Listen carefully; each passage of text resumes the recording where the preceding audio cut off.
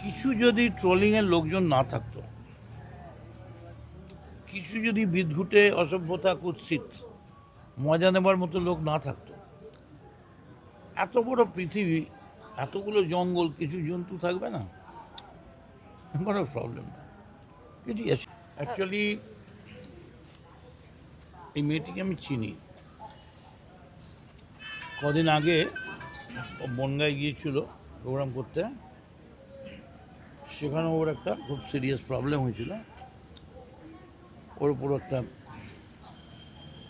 কিছু অসামাজিক লোকজন তারা একটু অসভ্যতা করার চেষ্টা করেছিল। রাত 3টের সময় ফোন করেছিল। যাক, সেটা মিটে গেছে। সঙ্গে সঙ্গে আমাদের পার্টির নেতৃত্ব, এমএলএ, এমপি তারা সবাই ইনভলভ হয়ে এখন যা দেখলাম ও ভালো আছে মোটামুটি।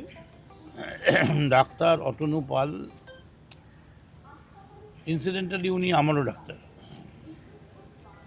কথা বললাম। যেটা মেনলি বললেন যে মেন্টাল চাপ নিতে বারণ করলেন। খুব বেশি ফটোশ্যুট বা এই মোবাইল, সব সারাক্ষণ মোবাইল ঘাঁটলে আরও বেশি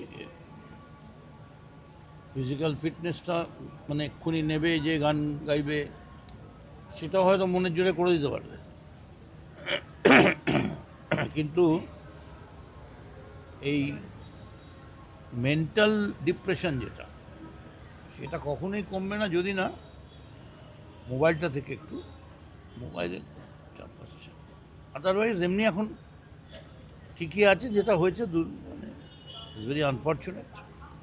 একটা ভালো শিল্পী, আমরা ওর খুব দ্রুত আরোগ্য কামনা করছি। আচ্ছা, ওনার হাজবেন্ড সম্বন্ধে কিছু বলছিলেন বা কিছু না এসেছেন বা না না, আমি তো জিজ্ঞেসও করিনি। অ্যাকচুয়ালি আমি একজন পলিটিক্যাল কর্মী, সামাজিক কর্মী। মানে বাড়ির কার, তোমার মা রয়েছে, আমি দেখা হলো, মা রয়েছে, বোন রয়েছে। এখন ও ব্যক্তিগত ব্যাপারে আমি কেন জিজ্ঞেস করব? আর আমাকে ওরা কিছু বলেনি। চিকিৎসার ব্যাপারেই কথা হয়েছে, আর বলেছি খুব তাড়াতাড়ি রেডি হয়ে আগে আমার কামারহাটিতে একটা ভালো প্রোগ্রাম করতে, প্রোগ্রামে নেমে যেতে। প্রোগ্রামে থাকলে সব ডিপ্রেশন কেটে যাবে। এই সমস্ত কিছুর পরেও সমাজ মাধ্যম জুড়ে ট্রোলিং চলছে যে এতগুলো ঘুমের ওষুধ খাওয়ার পর কি মানে লোকে চাইছে যে ভালো হয়ে যাক, তবুও একটা ট্রোলিং কিন্তু সমাজ মাধ্যমে চলছে। এটা আপনি কিভাবে দেখছেন? দেখো, একটা কথা তো আমি বলি, কিছু যদি ট্রোলিংয়ের লোকজন না থাকতো, কিছু যদি বিদঘুটে অসভ্যতা কুৎসিত মজা নেবার মতো লোক না থাকতো, এত বড় পৃথিবী, এতগুলো জঙ্গল, কিছু জন্তু থাকবে না? কোনো প্রবলেম না। কিছু এসে যায় না। আমাকে নিয়ে করলে আমি খুব খুশি হই, কারণ আমাদের টিআরপিটা খুব বেড়ে যায়। তাহলে কি ট্রোলিং কোথাও গিয়ে টিআরপি বাড়ায় একেবারে বলছেন? 100%। আমি তো ট্রোলিংয়ের উপরেই দাঁড়িয়ে আছি। Madan Mitra is a subject of trolling, কিন্তু যত করবে তত মানুষের কাছে অ্যাকসেপ্টেন্স, গ্রহণযোগ্যতা তত বাড়বে। ও লাভলি। কাটিয়ে উঠতে পেরেছে বলে মনে হয়? আমার ধারণা ট্রমাটা অনেকটা কাটিয়ে উঠেছে।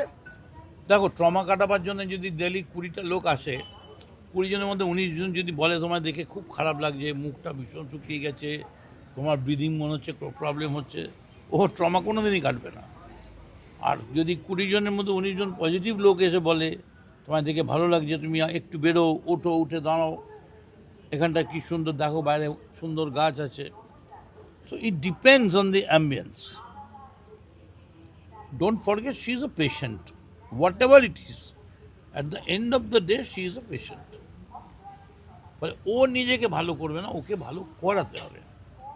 তার জন্যই তো হাসপাতাল রয়েছে, পিজির মতো হাসপাতাল রয়েছে, রতনু পালের মতো একটা ভালো ডাক্তার রয়েছে। আমার ধারণা ও বেরিয়ে পড়বে, এবং ওকে আমি যত তাড়াতাড়ি পারি ওকে কামারহাটিতে একটা ভালো প্রোগ্রাম করাবো। একটা শেষ প্রশ্ন দাদা, প্রশ্নটা হচ্ছে মদন মিত্র, আমাদের কালারফুল মদনদা নিজের মন ভালো রাখতে কি কি করেন, কি করেন? আর সেটা বললে সেটা সবাই করতে আরম্ভ করবে, তখন আবার অনেকের প্রবলেম আরম্ভ হয়ে যাবে। গান করেন নিশ্চয়ই? একটা এক্সাম্পল, একটা এক্সাম্পল, একটা দেখো, আমার যখন মন খারাপ থাকে আমি তখন খুব কাজ করি, সঙ্গে সঙ্গে কাজের মধ্যে ঢুকে যাই, মানে কাজ খুঁজে নিই আর কি। কোনো কাজ না থাকলে গাড়ি নিয়ে রাস্তায় বেরিয়ে অন্য কোনো বন্ধুদের আড্ডায় যেখানে কাজ হচ্ছে সেইখানে মাথা ঢুকিয়ে দিই। Thank you.